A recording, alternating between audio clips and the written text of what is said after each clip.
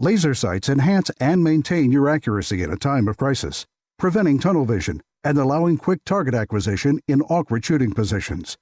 Crimson Trace, making laser sight standard equipment. Learn more at crimsontrace.com.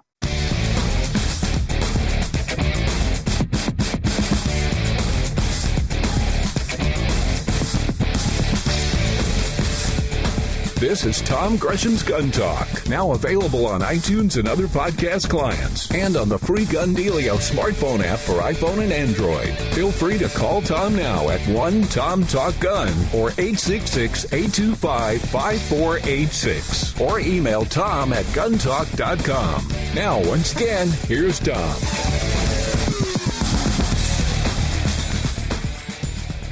Well, welcome back to Gun Talk. Tom Gresham here. Obviously easy to get a hold of us here. Just dial Tom Talk Gun. How easy does that get? Tom Talk Gun, and you can be on the air. If you have a thought about guns, of the shooting of Steve Scalise, of the ambush, the attempted assassination of members of the United States Congress, or if you think gun people are just nuts and lunatics, or whatever, however you want to characterize it, I'll give you the floor. You got to keep it clean, all right? That's the only thing. We're going to show some respect for each other, and I'll give you the floor. Come on, give me a holler. 866-TALK-GUN, or just dial Tom Talk Gun. You know, we get comfortable sometimes with something because it's always been there, it's always been good, it's always worked. And that's the same way with some companies. You go, wow, they just make great stuff. I know what they do. I've got them completely pigeonholed. I know exactly what they do. I love it. And they're my go-to company on that category. And then they throw you a curve. They do something weird. They go different on you. Joining me right now is somebody from a company that just did that. Shawn Wozniak joins us from MEC Shooting Sports, MEC Reloaders. Hey, Shawn. How are you doing today, Tom? I'm good. I mean, come on. We all know MEC. You make shotgun reloaders. You're like the world's best at making shotgun reloaders. If anybody wants a shot shell reloader, we always tell them, get a MEC, or simple. And now you guys go and say, oh, yeah, we're going to do this other thing. What's this all about? Well, you know, we're continuously looking to branch out and make the business larger. So we have our flagship, our MEC shot shell reloaders, and then we branched into the clay target machine world, and now recently as this year, we're branching into the metallic world. Metallic? So we're talking about reloading rifle and handgun cartridges, metallic cartridges. And, of course, MEC's been a leader in reloading for, how long has MEC been making reloaders? 61 years we've been in the shooting industry. 61 years. Okay, so all right, you decide to get into this. That tells me a couple of things. One is that the company is healthy, but two is you guys don't do anything carelessly. So you have looked at the reloading landscape and said people are still reloading. It's not like this is an old-fashioned thing that people don't do anymore. So what is your research telling you about metallic reloading? You know, it's per capita, and the amount of shooters that are out there, the per capita of shooter is more so into the metallic world. I mean, we're not saying that people aren't shotgun shooting it as much anymore. They're still very prevalent, and that's been a growing market too. But really, everyone wants to shoot in that precision market, and that's what kind of our new press is geared into. Okay, well, so tell me about your new press. It's called the MEC Marksman. So what is this? This is a single-stage press, precision press. We have basically a patent-pending floating shell holder. So when your case is set in and you get ready to seat your bullet, it self-aligns going up into the die to eliminate runout.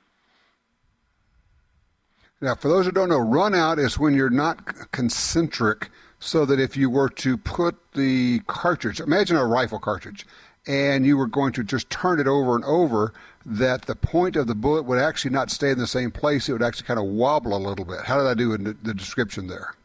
Excellent description. You know, we want to make sure that bullet is as square as possible. So when you go and put it into the chamber, it's a square with the rifling or an inlay, basically, that as much as possible. So when you pull the trigger, you have the truest ammo going through that barrel.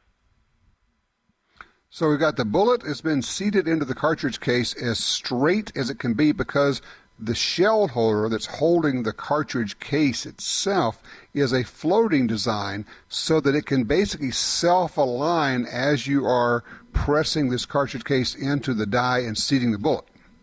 That is correct. Patent pending, you say?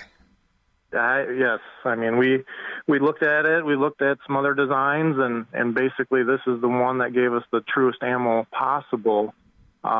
Besides that, we actually have a cast iron frame, a C style, so it gives the reloader the best visual possible of looking at what they're doing in front of the press. So you can actually see what's going on. Again, this is all designed, I can tell, this is not a we're going to make 10,000 rounds of ammo today kind of machine. This is for people who want to load precision ammo, whether it's a hunter or a competition shooter who wants to make the best ammo possible. Correct.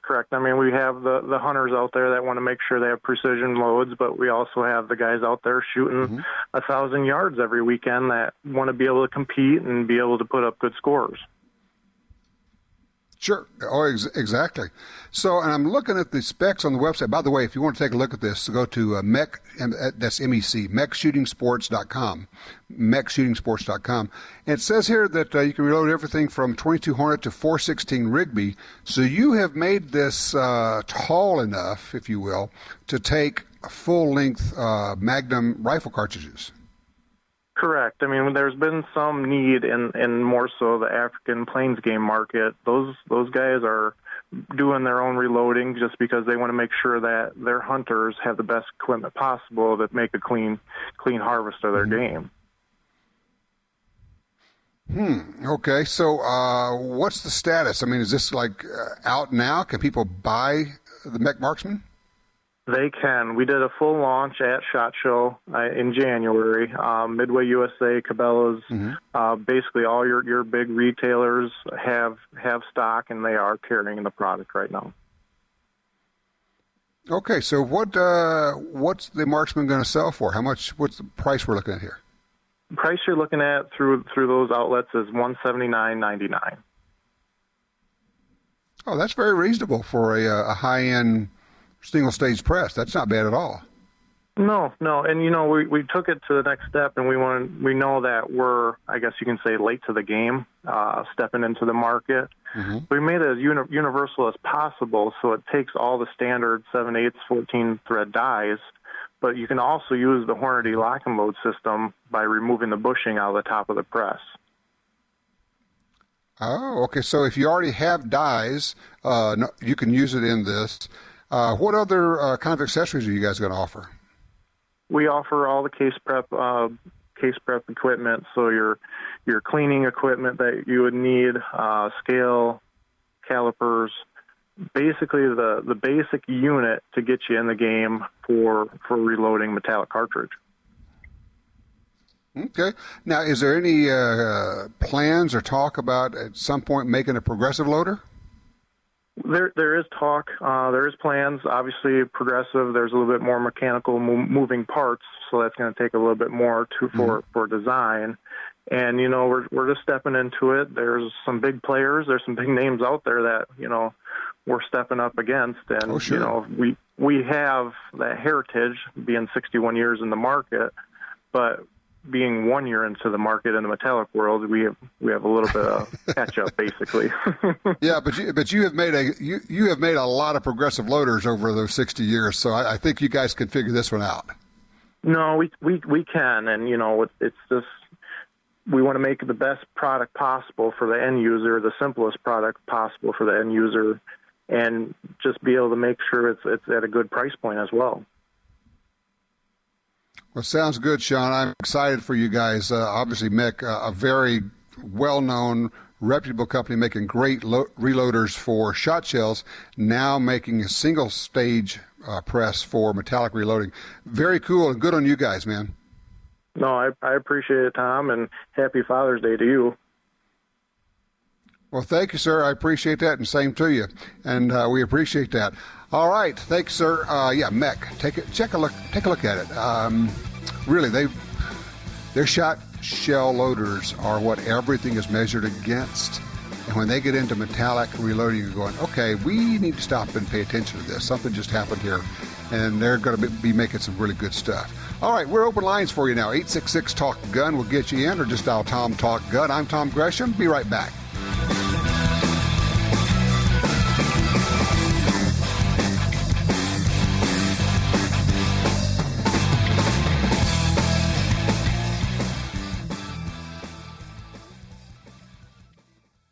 It's pure shooting fun for the whole family. The Smith & Wesson M&P 1522 Sport, a .22 rifle on an AR platform. The new, slim, easy-to-accessorize M&P handguard combined with Magpul M-Bus folding sights help you get shooting right out of the box. Lightweight, reliable. The M&P 1522 Sport from Smith & Wesson. Learn more at smith-wesson.com. Hi, this is Tom Gresham from Gun Talk. America is losing critical wildlife habitat at a rate of 1 football field every hour.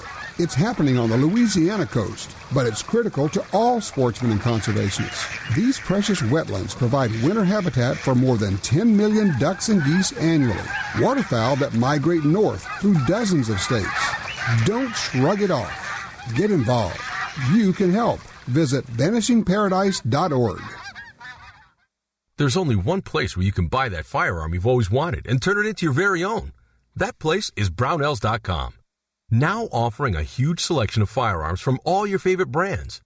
Brownells is the spot to buy online. When you're choosing your gun, be sure to look over the enormous selection of parts, accessories, ammo, and more to make that firearm your masterpiece. Brownells.com. Serious about firearms.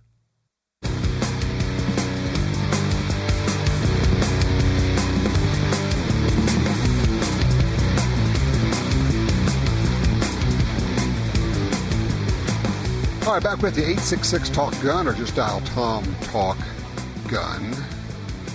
Talk about the various new guns that are being introduced. Of course, Ruger has the brand new 1911 and 10 millimeter. A bunch of people got really excited about that as soon as they heard about it. I mean, come on, it's Ruger, good stuff. 1911, good stuff. 10 millimeter, more power. Why would you not love all of that? And it was weird for a while there. All we had was wimpy 10 millimeter ammo. I mean, to the point where it was hardly anything more than a 40 S&W, which is often called the 40 short and wimpy. But yeah, now we've got some really good fully loaded 10 millimeter ammo from a number of different companies. So good stuff. I'm excited about it. Let's see. Bill's on line 3 out of Liberty, Missouri. Hey, Bill, range report for me. Go for it. Hey, Tom, I got the perfect home firearm. It has a 15-inch barrel and 12 gauge. You got the Shockwave, didn't you? I got the Shockwave, yes. Man. All right, so this is the Mossberg. Let me jump in and tell people this is the little short. It's not a shotgun. It's not a short barrel shotgun. It's just classified by the ATF as a firearm, 14-inch barrel with a little bit short grip, but it does meet the 26-inch overall length, which makes it legal to own. How did you rig it up, and how do you shoot it? What do you do? I put a laser on top of it and a flashlight on the bottom. I like that setup. That's pretty nice. You can light up the world. You can see what the threat is, and with the laser, you know, obviously this is not a gun that you could aim. You can't put it on your shoulder and aim it. You can't really stick it out in front of you. If you do, it's liable to come right out of your hand and knock your teeth out. But holding it down low, but putting a laser on it, you can aim it precisely. I think that's the perfect combination. But Tom, the grip on it is, I mean, it is world better than the pistol grip. I really like the grip heavens, on yes. Yeah. Yeah, I have never liked the pistol grip on the so-called cruiser shotguns. So yeah, this is much better. So cool, very good. Well, how does it feel when you shoot it? You know, it feels a lot better than my Ithaca 37 with the pistol grip, and my Ithaca it has a 18.5-inch barrel on it, and it's got more of a kick than this one does. Son of a gun. Interesting. Okay. Well, look, that's a great range report. I appreciate that. Yeah, there's a lot of buzz about the Shockwave from Mossberg, and Remington has its version as well. I do want to jump to, let me check my time. Yep, I'm good. Eric on line 1. Oh, okay, Eric dropped. Oh, sorry about that. Question. What are you hearing? I'm figuring how to say this without putting too much spin into it. Sometimes you can tell some people a question. What are you hearing people say wrong in the aftermath of the assassination attempt of members of Congress? What have you heard of people getting things wrong? We heard that Lester Holt was talking about an assault pistol. What was it I heard? Oh, there was some woman who's supposedly a firearms expert. I just saw a little clip of it. And she was describing the difference, and she said, semi-auto, you just hold the trigger down and it just keeps shooting. And she went into some great detail about it, clearly misunderstanding, perhaps misstating on purpose, perhaps misleading people to think that the semi-automatic guns that we all own are actually machine guns. This has been... Let me back up. For those who are just kind of new to this has been what the gun banning industry has been doing for more than 20 years. The 1994 Clinton gun ban, Bill Clinton, where they banned a large selection of semi-automatic firearms, the media went out of its way to show machine guns being fired full auto whenever they talked about semi-auto. CNN was the worst at all of it. I called them on it a number of times. They never would stop. It was just amazing. They lied, and they continue to lie. They lied. They made up quotes of ATF agents who said, yeah, these are terrible guns, and they've been used in crime. Fortunately, one time CNN actually named the person, so I called him at ATF. He said, nobody's from CNN has ever talked with me. Total lie. Just made it up. But if you're just watching the news, how would you know? You say, yeah, ATF says these things are a serious problem for law enforcement.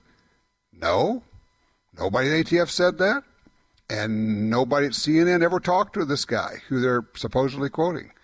So they have been crafting the narrative for a long time, and they perfect the narrative. And as a result, they affect what the public, quote unquote, knows. After a while, if you hear something 10 times and then 100 times and then 1,000 times and then 10,000 times from all the news sources, the major news sources, you start to think, well, that's probably true. And if you don't know anything about it, it doesn't take much at all. You just think, oh, yeah, that's fact because, I've just been hearing it everywhere that these are full auto, these are machine guns, that, the whole deal. Well, that's not the case. And these guys know that. And they are misleading the public on purpose, this whole thing. So it is an amazing effort to try to persuade the public. It is the big lie, isn't it? It is the big lie concept of we will tell a lie big enough and often enough to enough people, and we can convince them. And, of course, the whole idea behind it is if we can convince the people, then we can get the people to vote for it, and we can actually ban these guns. It's one of the ways that they're able to get state by state the so-called universal background check put in or voted in, because they can go in using Michael Bloomberg's money and spend as much as they need to lie to people about what the new law would be, and to disavow what it actually is and what it has done in various places. It is, frankly, one of my great frustrations. It is hard to combat that. It is simply just hard to combat that because it's hard to come up with enough money. And it's an advertising game. It is, in the end, it is a marketing game, okay? So what do? It's difficult. Let's see here. Yeah, we still got enough time. Let's get Eric back in here on line 2 out of Wichita, Kansas. Eric, I got about a minute left for you, so dive in, please. All right. Quick range report. Smith & Wesson revolver, my first. 45 ACP with the moon clips, air light. Bought from an old Vietnam vet that didn't like to shoot anymore. I got a whole bunch of stuff with it. What a sweet gun to shoot. I love it, and I read all the stuff on the internet with the keyboard cowboys. A lot of recoil with that light of gun. Hard to shoot for people who've never put their finger on the trigger before.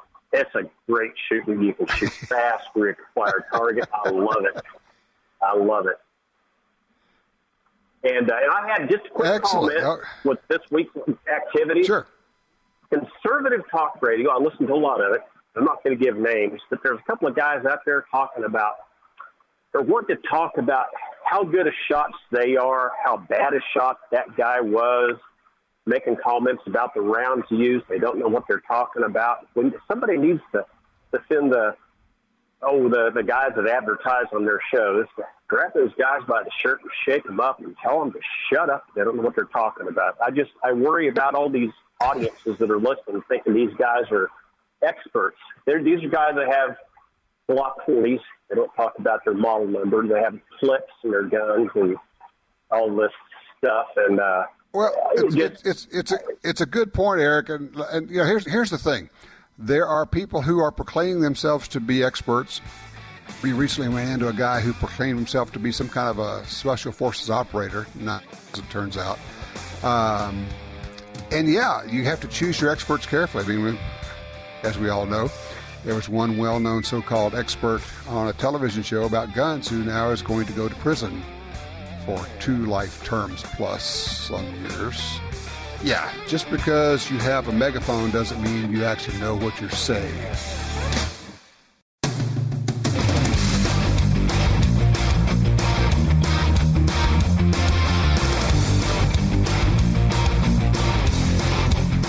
Gun Talk encourages you to support the local sporting goods store, gun stores, ATV dealers, and other local businesses in your area who advertise on this station and Gun Talk. Only together can we protect our rights. You're listening to Washington Times opinion page regular contributor Tom Gresham.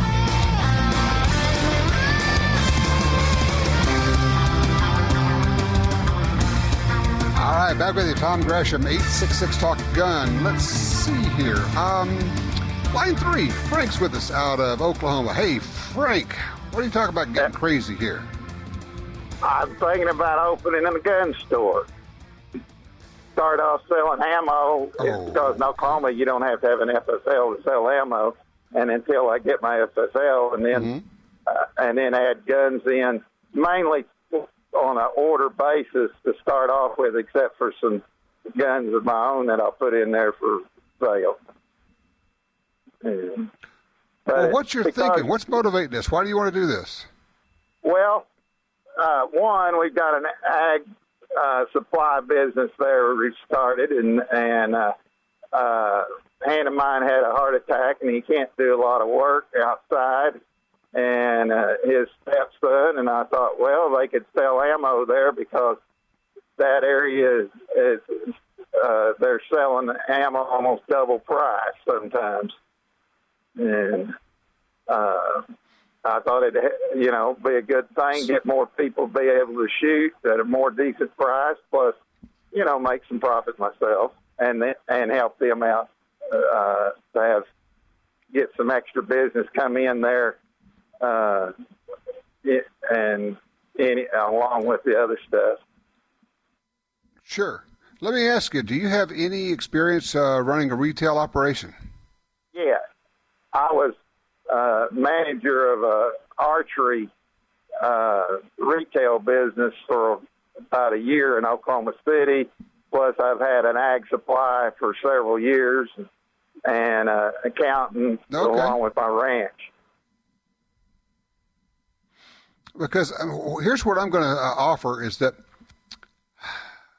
it's the old deal of what can you do as a gun store or starting out certainly as an ammo store that makes somebody want to buy from you as opposed to somebody else, or in the case of ammo, which you can buy online, why would they come to you?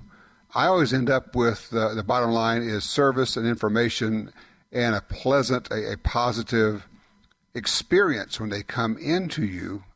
Price, of course, is important as well, but it's really, I think, a case of if you provide a clean, well-lit, professional atmosphere with good people that have really good training who are always trying to help the customer, I think that's probably the best thing you can do. Yes, I agree with that because this hand of mine, he's not trained to teach, but he has shot a lot himself and had some classes and things. And then his stepson has had some classes, but they both know guns and of all types. Okay. And plus, well, look, I wish you lots of luck with it. I don't know how this is going to work for you. It's starting any business is tough, but man, I'm all in favor of having more gun stores out there, especially ones that have customers in mind. I got to keep running here, Frank. I appreciate the call and good luck with that business endeavor. Howard's with us out of Shreveport, Louisiana. Hey, Howard, what are you thinking here? Listen, I'd caught your show about 3 weeks ago after you had your little house fire, and I was wondering why, when you told the story, I only recall that you said your wife smelled some smoke, went to the pantry. I just wondered what happened to the smoke alarm that should have gone off before she ever smelled the smoke. Well, there's no smoke alarm in the pantry. Does it have to be in the pantry or between her and the pantry, somewhere in between there? I just wondered. Well, do you have smoke alarms, I assume? Smoke alarm. The smoke alarm went off about 3 minutes after all this happened because there was no smoke in the house. She was like next to the door. She could smell it. I found out today there's several different kinds of smoke alarms, but at any rate, you gave me a big heads up on the idea that you got from a firearms instructor about keeping a fire extinguisher in your bedroom, and I have been on the search for more fire extinguishers. Well, I need to replace all mine, and I'm going to look into these smoke alarms too. But I think that was a great thing that you brought out, and I figured maybe by now, with insurance and investigations and all that, you still got it, the potato mitt, or whatever kind of mitt that was, caused the fire. Yeah, the potato bag has definitely caused the fire. And again, encouraging everybody, find out if you've got a potato bag or a potato baker, they call them. That's basically an insulated cloth bag you put a potato in to microwave it. If you have one of those in your home, throw it away. That's what caused our house fire there. Tell you what, I'm going to take a quick break. When we come back, we're going to talk about the politics, the gun politics that are going on in one of the biggest states, one of the most popular states, and a state where that ends up drifting down to a lot of us. We'll be right back with more Gun Talk.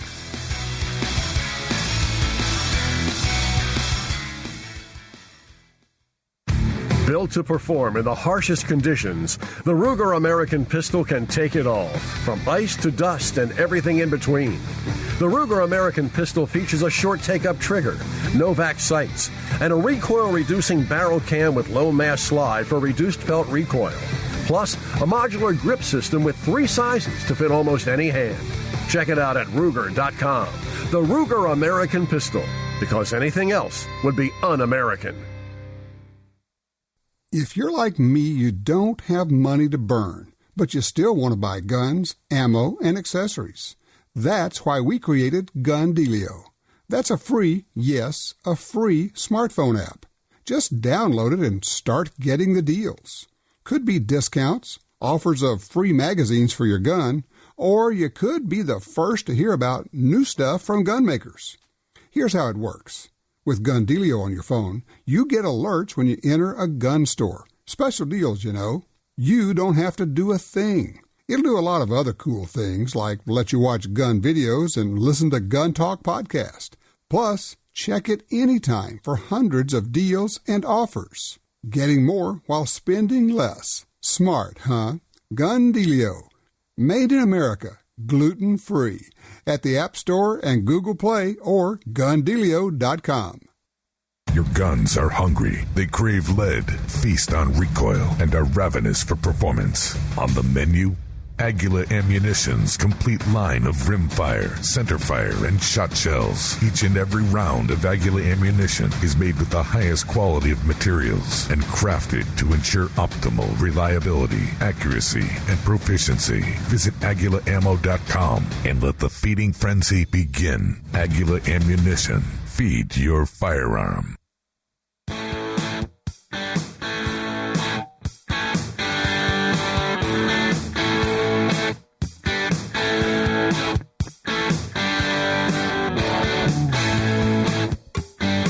Back with you here. You know, of course, an awful lot of gun legislation comes out of California and New York. And joining us right now to talk about that from the New York State Rifle Pistol Association joins us Tom King, who I guess is at a baseball game. Hey, Tom, how are you? Pretty good, Tom. Actually, I'm at my granddaughter's softball game, but I'm sitting in the air-conditioned car now, so I'm doing well. Okay. It seems like every time we talk, I always have to start off with, what the heck is going on in New York this time? What have you guys been doing? What are they trying to do to you? Well, every year it's pretty much the same. They introduce about 45 to 55 anti-gun bills, and we get 3 or 4 or 5 pro-gun bills introduced, and we fight, and for the most part, it comes out a draw. Neither one of us get anything, except for certain years, like when the SAFE Act was instituted. But it's a battle all the time because they come up with some really unique ideas on what supposedly will make the people safer. Okay, so here's one. I'm seeing it. It says it proscribes persons, firms, or corporations engaged in retail business of selling firearms from selling, delivering, or transferring child-operated firearms. What's going on here? Okay, well, what they're trying to do is they're trying to make, in their estimation, guns safer that would be that couldn't be child operated. One of the ideas they had was to have a 14-pound trigger pull, and another was to make the grips and the stocks big enough so that a child couldn't get their hand around it. It's just ludicrous, Tom. I mean, it's ideas of that people who have never had a firearm in their hand, and the only time they hear about firearms is when someone is shot in New York City, and that's the problem in New York State. So, I got an idea, and I mean, it won't go anywhere. I get that, but I would say every time something like this gets introduced, you should offer an amendment that says that no law enforcement agency or officers are exempt from this law. Because they always want to exempt the cops. Yeah, that's something that they will always do, and they write that into the legislation to begin with, so that you can't put an amendment on to eliminate the police because it's already part of the initial bill. I see. So they already know, and of course the whole idea is we say, look, if this is such a good idea, then you should require it. In fact, let's just do a test period and require it for law enforcement for 2 years before you foist it on the general public. And because these are the trained professionals, let's see how they like it. Yeah, I mean it's not a bad idea, Tom. But the fact is that the most of these legislators depend on the unions for their support, and so they will do absolutely nothing to tick the cop unions off. Of course, I get that. And so what this really is a case of saying we're going to make guns much less functional, much less safe. we would and we're trying to address a problem that is already being addressed very effectively and very successfully, and that is accidental shootings of children by other children. The numbers of those are in the dozens a year. And I'm talking about very, very few in the United States. And the number is at half or less than it was 20 years ago. It's actually at the lowest number that it's ever been, according to the National Safety Council, in terms of childhood accidental shootings. So we have something that's already being addressed. We're already successful at it. We've got it to the point where it is, as tragic as each one is, it is statistically insignificant. It's background noise. And yet we're going to do this thing. How's it being played? What are you hearing there? The media picking up and wanting to support this?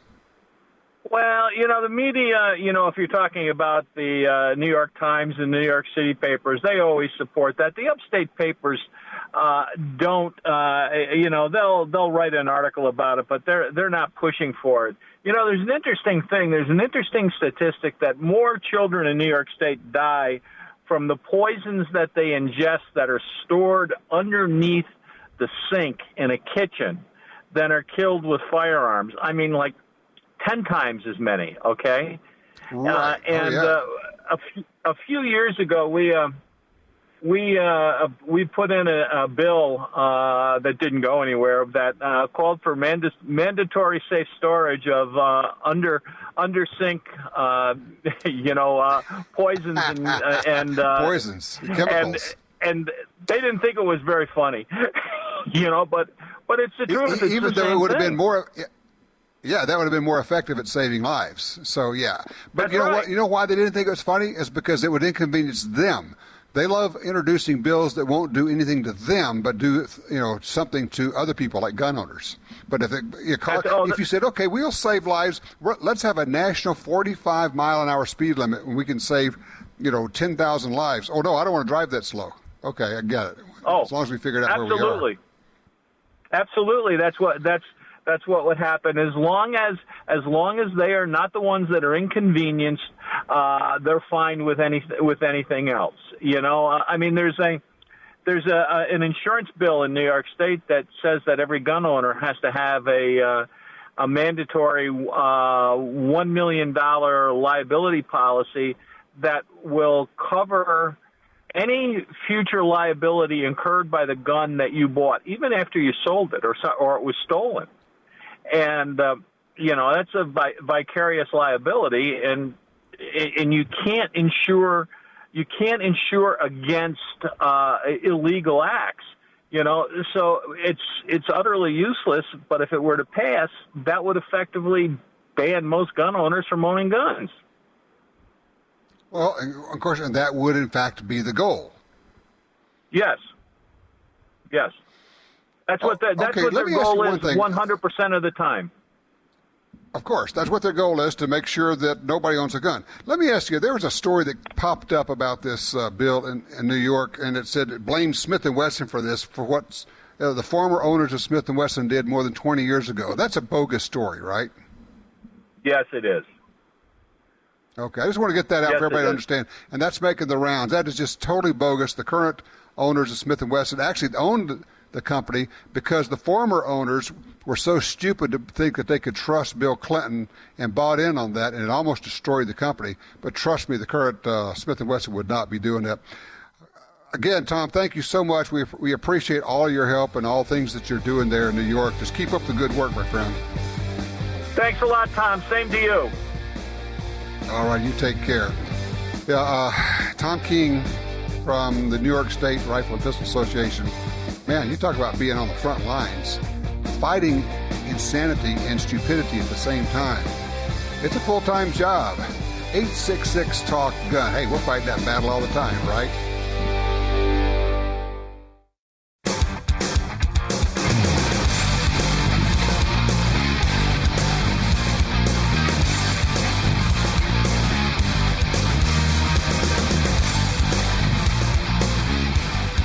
Just thinking about the whole takeaway. Every time there is an incident, every time there's an accident, every time there's a situation, we should look at it and say, okay, what can we learn from this? What can we pull from this? When I had the house fire a couple of weeks ago, my wife decided with me, said we should tell as many people as we can what happened. And I know that we have helped a lot of people already. Lots of people are buying fire extinguishers, making sure theirs are up to date. A lot of them are not. Learning how to use them, teaching the people in their families how to use a fire extinguisher. I was shocked at how many people did not know how to use a fire extinguisher. Unbelievable. I just never occurred to me.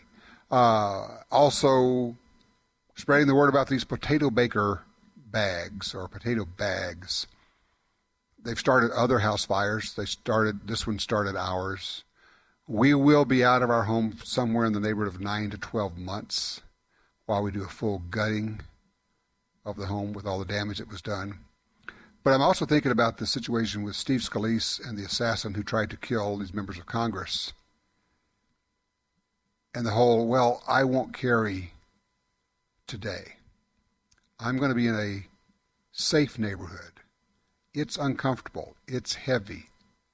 Oh, I just don't want to do that. Yeah, really? So when the loon pops up, the lefty loon, or the ISIS loon, or the just whacked out crazy dude, or somebody who decides to just start shooting people, or knifing people, or beating people with a baseball bat, what are you going to do? I mean, really, seriously, simple question. What are you going to do? As you listen to the members of Congress who were there in that baseball field, and all of them said what a horrible feeling it was to not be able to do anything. They were helpless. The terror was instant, but the terror went away. The feeling of helplessness stays and stays and stays for years. I was unable to do anything. It's a rage. It's an embarrassment. It's a fear. It's a feeling you hear expressed over and over again. I couldn't do anything. You don't want that. You don't want to have that in the aftermath. You also don't want to be in a situation where you can't protect yourself or your loved ones. And let me just say this. Yes, we always talk about the gun. It's not about the gun. It's about the software, not the hardware, the software. The software is what's in that 6 inches between your ears. The software is what you get when you go get real formal gun fighting training, not shooting training. Repeat, not shooting training. Not how to shoot, how to fight.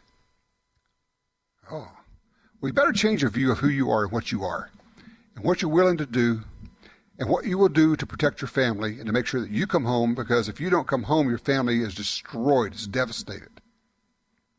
It's time to cowboy up, get tougher, get meaner, get more resilient, get more reliant. One of the things you do is you say, okay, when do you decide to shoot? Oh, about 10 years before it actually happens. What? Somebody said, well, if someone's shooting at you, you don't point your gun at them and say, drop the gun or stop or whatever. You just shoot them. You have all the information you need. You have all the justification you need. And every second, every microsecond you wait, someone else can get hurt. Someone else can get killed. Someone else can get shot. Make your mind up now what you will do. Go get training to reinforce that. And then practice a lot. And obviously, you're always carrying. Okay, obviously. When we come back, we're going to be talking about gun rights in an upper Midwest state. And then we're going to have somebody tell us what happened when the newspaper brought in some citizens to talk to the editorial board about guns and their coverage. Fascinating stuff. We'll be right back.